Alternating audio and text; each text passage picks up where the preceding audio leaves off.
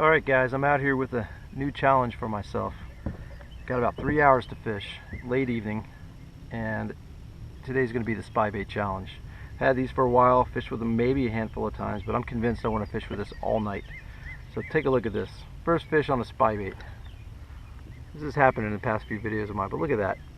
That's a bluegill pattern, but look how much that looks like the fish that just ate it. I mean, it is ridiculous how much that matches. I'm marking fish on the depth finder. I'm doing my countdown, starting with 10 to 12 to 15. That was about a 15-second countdown. And there's my first spybait fish. So hopefully I'll do a lot better than that, but this is the spybait challenge. So here we go, guys. Let's see how this spybait manages today. I got it set up on my drop shot rod. I've got about 5-pound test fluorocarbon and 2500 series reel, and the game is on.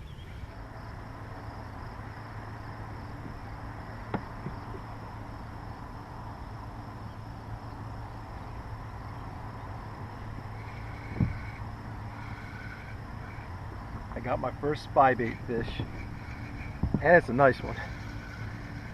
Today is a spybait challenge, and I challenge this thing to no end. This is all I've been doing all day. Got a bluegill pattern spybait. This is my first spybait ever. I'm pretty damn excited. It's a nice one. I'm fishing this on my drop shot rod, like I may have said when I prepped this video. This is a nice fish. It's running me. Oh, it's a nice fish.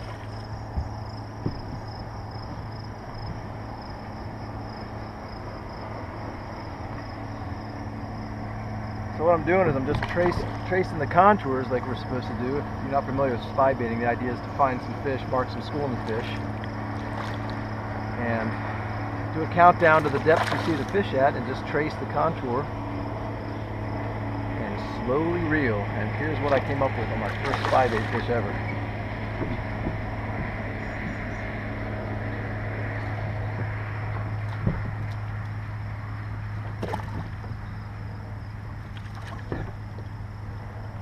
I'd say that's a pretty good first spybait fish, wouldn't you? Well, I'm convinced.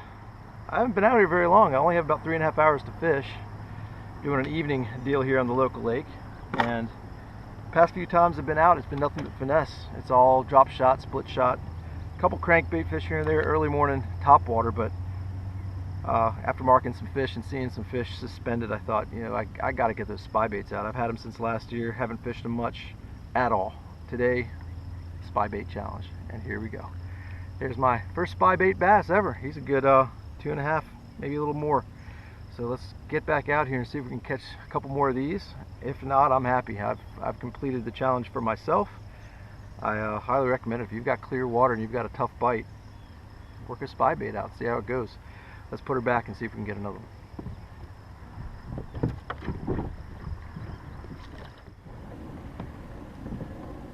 Well folks, I accomplished what I set out to accomplish tonight. Catch my first bass on the spybait, and I'm really glad you guys were able to join me. That's pretty cool to be able to come out and capture that on video and share it with you guys. If you haven't tried it, I recommend it immensely. It's a great clear water technique. I'm out here in a very heavily pressured lake, and water is ultra clear this summer. I've got about 83-degree water temperature.